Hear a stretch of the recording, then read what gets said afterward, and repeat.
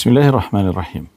Enes, nana e Enesit, Allahu qoftë i kënaqur me të, ishte një grua e moshuar ensarite, pra prej banorëve musliman të Medinës së ndriçuar. Erdhi një ditë tek pejgamberi alayhi salatu wasalam dhe i tha: "O i dërguari i Allahut, më jep një këshill." Dhe pejgamberi alayhi salatu wasalam i tha 3 fjali të shkurtra, shumë me vlerë. I tha: "Largohu nga gjunahet, sepse ky është emigrimi më i mirë, pra hijreti më i mirë." Pastaj vazhdoi: "Ruaje me përpikmëri kryerjen e obligimeve, pra farzeve ditore, sepse ky është xhihadi më i mirë." Dhe e përfundoi duke i thënë: "Dhe shtoje dhikrin e Allahut, sepse nuk do të mbarish tek Allahu me diçka më të dashur për të se sa shumësia e dhikrit." Përfundon hadithi, përfundon këshilla e pejgamberit alayhi salatu wasalam. Këshill që na shërben të gjithëve ne, largimi nga gjunahet, si hijreti më i mirë, disiplinimi me farzet ditore si xhihadi më i mirë, dhe shtimi i dhikrit të Allahut. Shtimi i dhikrit të Allahut, që është lana kryesore e Islamit. Kërkesa më e spikatur në Kur'anin famullar.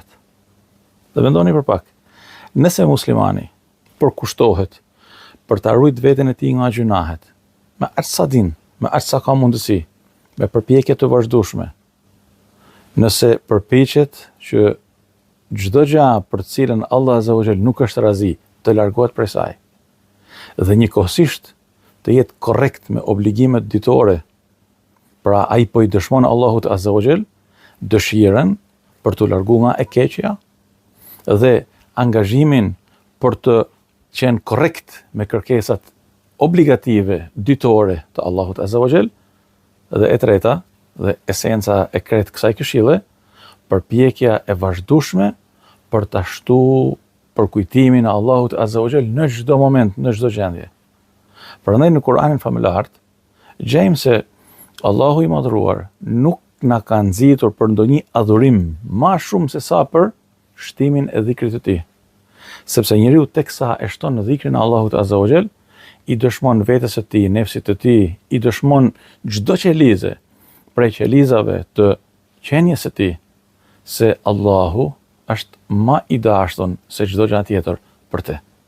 Prandaj e përmend atë me gjuhën e tij, e përmend atë në heshtje, e përmend atë duke ecë, e përmend atë i ulur, i shtrirë, para xhumit, pasi ka hap syt, në çdo moment të ditës, muslimani është i ftuar për ta shtuar përmendjen e Allahut azza wa jall.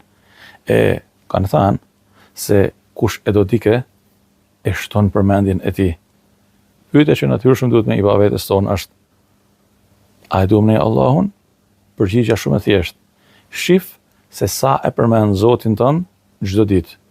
Shif se sa përpiqesh me u largu nga ndalesat e Allahut azza wa jall çdo ditë, dhe shih sa korrekt je me obligimet e Allahut azza wa jall çdo ditë, për të kuptuar se sa afër ajo je me Zotin tënd. Allahu ju dashur.